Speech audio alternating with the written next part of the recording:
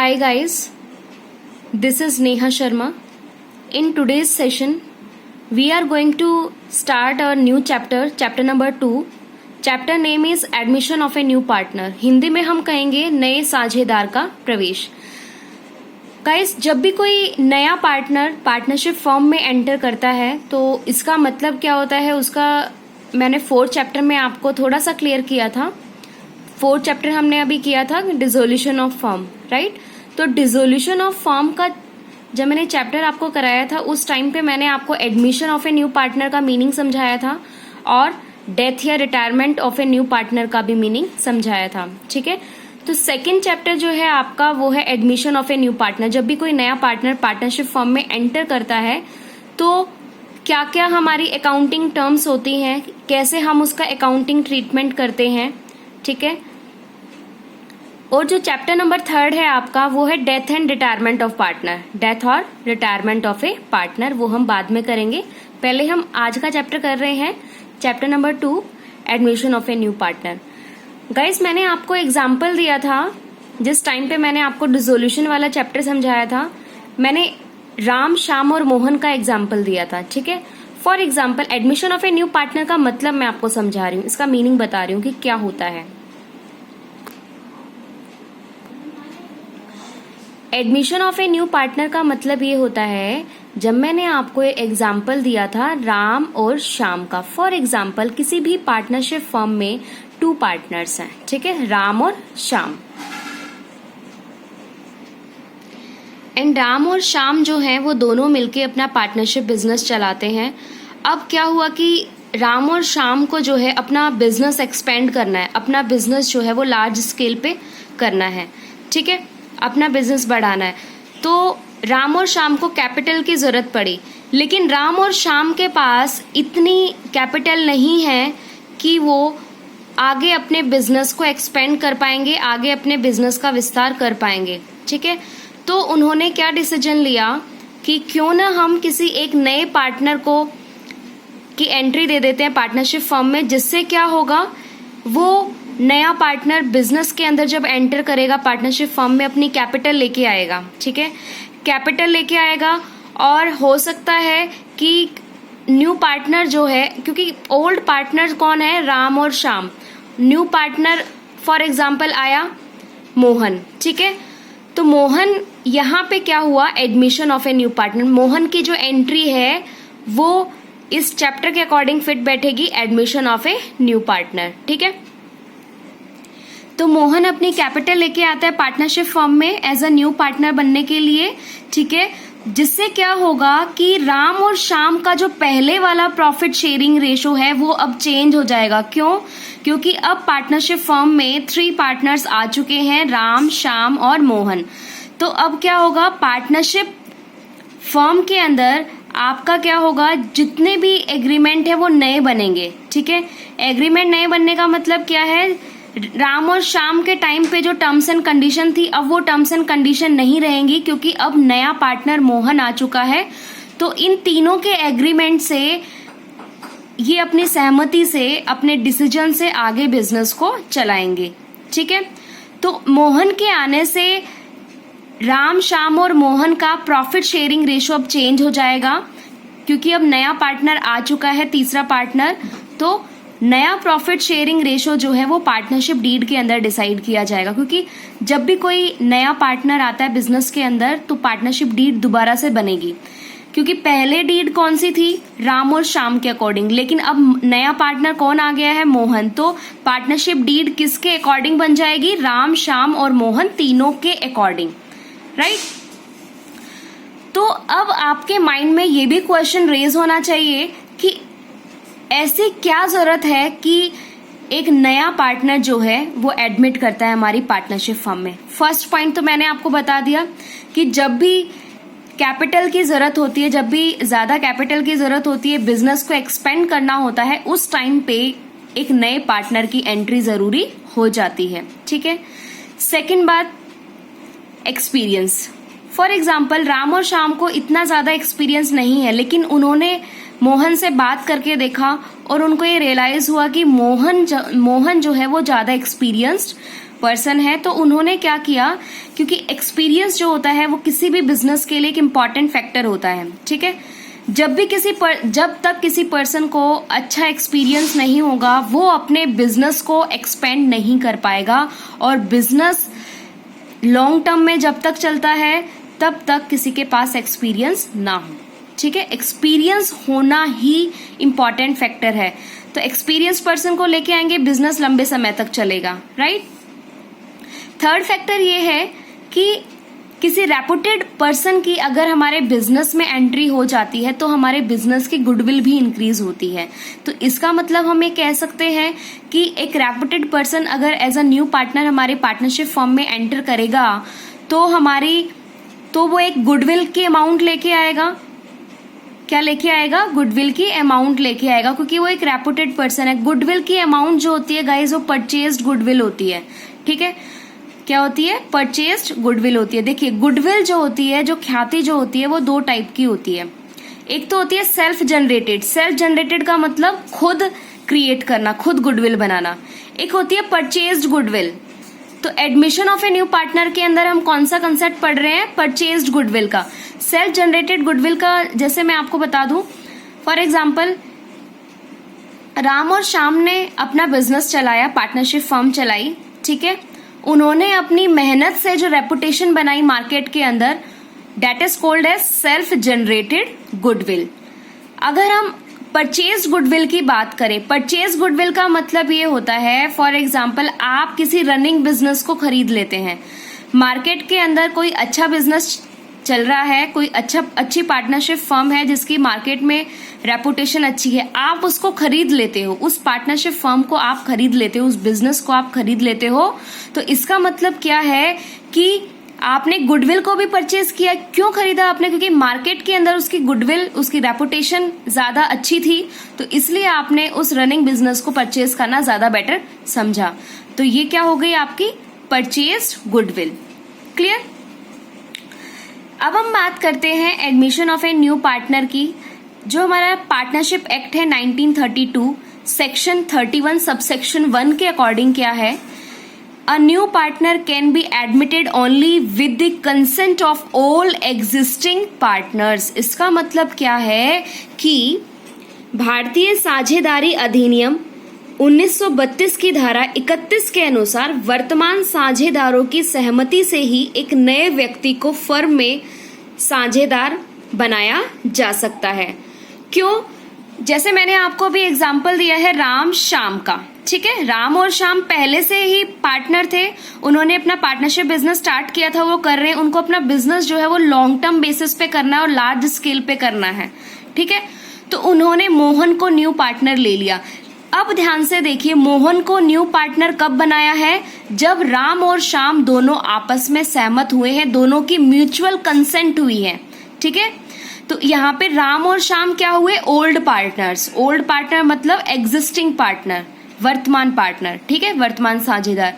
लेकिन यहाँ पे मोहन की entry as a new partner हुई, तो मोहन हमारा क्या हुआ? यहाँ पे न्यू पार्टनर हुआ, ठीक है। तो ओल्ड पार्टनर कौन हो गए? राम एंड श्याम, और जो न्यू पार्टनर है वो कौन हुआ? मोहन। क्लियर? अब ध्यान से देखिए, admission of a new partner या किसी नए साझेदार का प्रवेश कब हो सकता है? मैंने इस फ्लो चार्ट के थ्रू आपको समझाने की कोशिश करी है। फिर से देखिए, एडमिशन ऑफ ए पार्टनर जो है, जैसे मैंने आपको भी एग्जांपल दिया है राम, श्याम और मोहन का। मोहन यहाँ पे नया पार्टनर आ रहा है, ठीक है।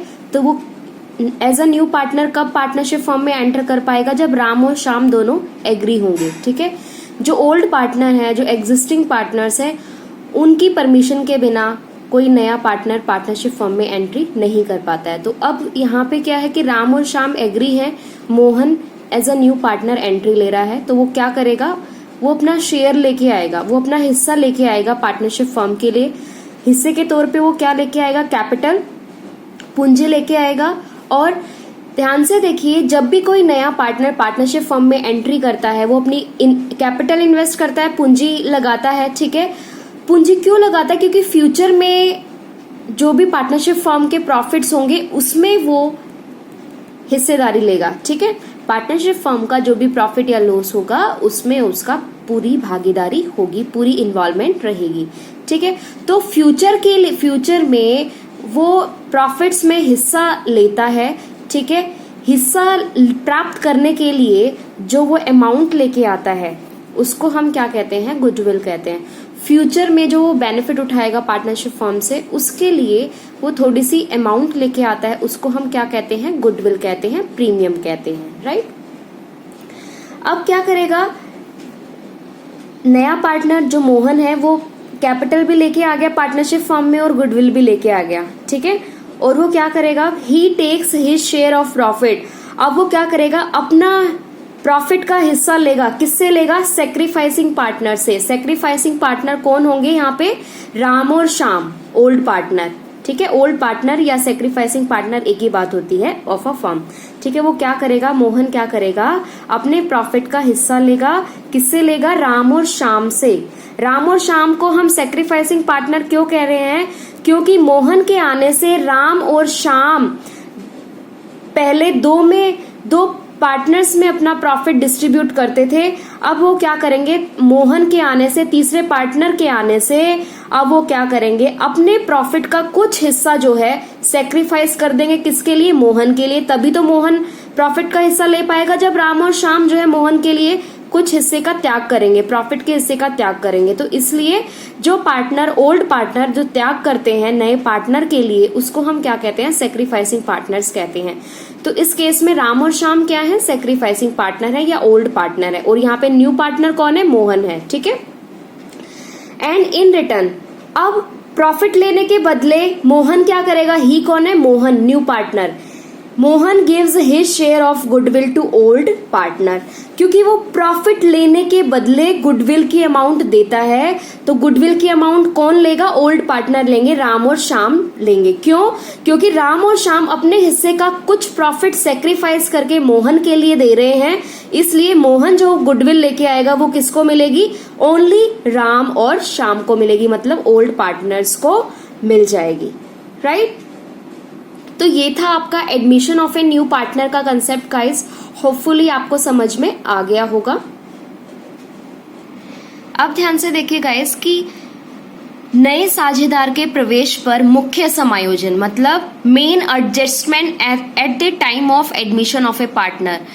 मेन एडजस्टमेंट का मतलब क्या है कि जब भी कोई नया पार्टनर पार्टनरशिप फर्म में एंटर करता है तो उस टाइम पे क्या क्या हम अकाउंटिंग करते हैं। ठीक है, क्या क्या हम लेखांकन करते हैं, कैसे हम अकाउंट्स बनाते हैं, क्या हम अकाउंटिंग ट्रीटमेंट करते हैं। ठीक है, इसका मतलब क्या है, मेन एडजस्टमेंट्स।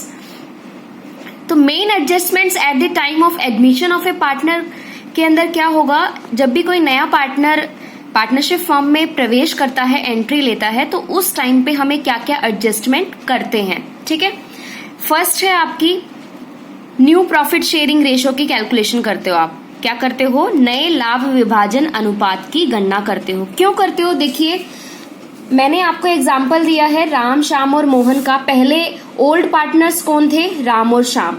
अब मोहन भी as a new partner partnership firm में एंट्री ले चुका है, तो मोहन के आने से राम और श्याम का जो पुराना रेशो था, पुराना प्रॉफिट शेयरिंग रेशो था, वो अब चेंज होगा। अब क्या होगा, न्यू प्रॉफिट शेयरिंग रेशो बनेगा राम और श्याम मोहन के अकॉर्डिंग। ठीक है, तो उसको हम कहते हैं न्यू प्रॉफिट शेयरिंग रेशो, नया लाभ विभाजन अनुपात।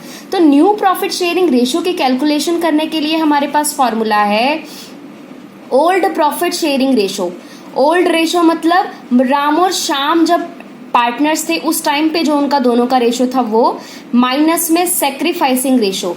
सेक्रीफाइसिंग रेशो का मतलब क्या है कि राम और श्याम जो है ओल्ड पार्टनर्स है। सेक्रीफाइसिंग पार्टनर कौन होते हैं, ओल्ड पार्टनर होते हैं, जो नए पार्टनर के लिए अपने प्रॉफिट का कुछ हिस्सा त्याग करते हैं। ठीक है, और उसके प्रॉफिट का हिस्सा त्याग करने के बदले वो क्या करते हैं, न्यू पार्टनर जो गुडविल की अमाउंट लेके आता है, वो गुडविल की अमाउंट सेक्रीफाइसिंग या ओल्ड पार्टनर्स ले लेते हैं और उसके बदले में अपने प्रॉफिट का हिस्सा न्यू पार्टनर के लिए सेक्रीफाइस कर देते हैं।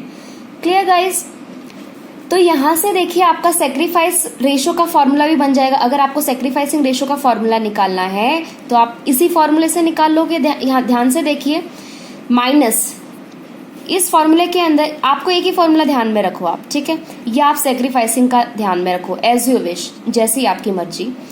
अगर मैं न्यू प्रॉफिट शेयरिंग रेशो से सेक्रीफाइसिंग रेशो का फॉर्मूला कंस्ट्रक्ट करूं तो कैसे बनेगा? माइनस में है ना सेक्रीफाइसिंग रेशो, अगर मैं यहाँ लेके आऊंगी इसको पॉजिटिव हो जाएगा, ठीक है, इक्वल से पहले लेके आऊंगी तो पॉजिटिव हो जाएगा, ये माइनस से प्लस हो जाता है, प्लस से माइनस हो जाता है, मल्टीप्लाई से डिवाइड हो जाता है, डिवाइड से मल्टीप्लाई हो जाता है। ये पता है ना आपको, जो हम इक्वेशन सॉल्व करते थे 10th क्लास तक मैथ्स में, ऐसे ही हमें करना है। तो माइनस का है, इधर आएगा तो प्लस का हो जाएगा। ओल्ड प्रॉफिट शेयरिंग रेशो में से न्यू प्रॉफिट शेयरिंग रेशो यहाँ पे प्लस में है तो इधर क्या आ जाएगा? माइनस में आ जाएगा, ठीक है। तो आज हम न्यू प्रॉफिट शेयरिंग रेशो का फॉर्मूला सीख चुके हैं। क्या है फॉर्मूला कैलकुलेट करने का? Old profit sharing ratio minus में सेक्रीफाइसिंग रेशो, ठीक है। और सेक्रीफाइसिंग रेशो का फॉर्मूला क्या है? ओल्ड रेशो या old profit sharing ratio minus में न्यू प्रॉफिट शेयरिंग रेशो या न्यू रेशो। Clear guys? तो नेक्स्ट सेशन में हम करेंगे कि सेक्रीफाइसिंग रेशो और न्यू प्रॉफिट शेयरिंग रेशो को हम कैसे कैलकुलेट करते हैं, ठीक है। तो ये पहली एडजस्टमेंट है। तो हर सेशन में हम एडजस्टमेंट वाइज मैं आपको बताती जाऊंगी ताकि आप उसको प्रैक्टिकली सीख पाएंगे। आज के सेशन में थ्योरेटिकली इतना ही। नेक्स्ट सेशन में हम सेकंड चैप्टर से रिलेटेड प्रैक्टिकल क्वेश्चंस करेंगे गाइस। प्रैक्टिकल क्वेश्चंस करने से पहले आपको न्यू प्रॉफिट शेयरिंग रेशो और सेक्रीफाइसिंग रेशो कैलकुलेट करना आना चाहिए, जब भी आप फाइनल प्रैक्टिकल क्वेश्चंस पे पहुंच पाओगे, ठीक है। सेकंड नंबर पे क्या एडजस्टमेंट्स होती हैं? Accounting treatment of goodwill. मैंने आपको बताया था ना, परचेज गुडविल का ही आप अकाउंटिंग ट्रीटमेंट करते हो। कौन से गुडविल का? जो नया पार्टनरशिप फर्म में प्रॉफिट लेने के बदले जो गुडविल लेके आता है, गुडविल की अमाउंट लेके आता है, प्रीमियम की अमाउंट लेके आता है, उसको आप अकाउंट्स में कैसे शो करेंगे, ठीक है। तो ये आप सीखेंगे सेकेंड एडजस्टमेंट में। थर्ड जो आपकी एडजस्टमेंट होगी वो है revaluation of assets and liability. Assets and liability का पुनर्मूल्यांकन करना, ठीक है। मान लिया Mohan as a new partnership firm में एंट्री करी है उसने, ठीक है। तो राम और श्याम के टाइम पे जो एसेट्स और लायबिलिटी की वैल्यू थी उसका दोबारा से वैल्यूएशन करना न्यू पार्टनर के लिए, क्योंकि अब नया पार्टनर मोहन आ गया है तो मोहन की एंट्री से एसेट्स एंड लायबिलिटी पे उसका भी अधिकार होगा। तो उसका पुनर्मूल्यांकन करना, उसका वैल्यूएशन करना कि एसेट्स, मोहन के आने से एसेट्स की वैल्यू कितनी है, लायबिलिटीज की वैल्यू कितनी है। तो उसके लिए हम क्या बनाएंगे? रीवैल्यूएशन अकाउंट बनाएंगे, ठीक है। तो एडमिशन ऑफ ए पार्टनर के टाइम पे रीवैल्यूएशन अकाउंट बनाया जाता है। फोर्थ एडजस्टमेंट है आपके guys accounting treatment of reserves and accumulated profit और लॉसेस, ठीक है। ध्यान से देखिए गाइस, आप फोर्थ चैप्टर के अंदर डिसोल्यूशन ऑफ फर्म के चैप्टर के अंदर मैंने ये ऑलरेडी आपको सिखा दिया है अकाउंटिंग ट्रीटमेंट ऑफ रिजर्व। जैसे जनरल रिजर्व का ट्रीटमेंट कैसे किया था आपने? पार्टनर्स के कैपिटल अकाउंट में ट्रांसफर किया था। एंट्री क्या बनी थी? General reserve account debit to old partners capital account, ठीक है, टू पार्टनर्स कैपिटल अकाउंट। हमेशा रिजर्व और एक्यूमुलेटेड प्रॉफिट का मतलब, प्रॉफिट एंड लॉस का मतलब क्या है? पीएनएल का बैलेंस। देखिए लायबिलिटी साइड में अगर पीएनएल का बैलेंस दिया हुआ है तो वो प्रॉफिट होता था। फोर्थ चैप्टर के अंदर आया था ना क्वेश्चन में, मैंने आपको एडवांस में ही बता दिया था, ठीक है।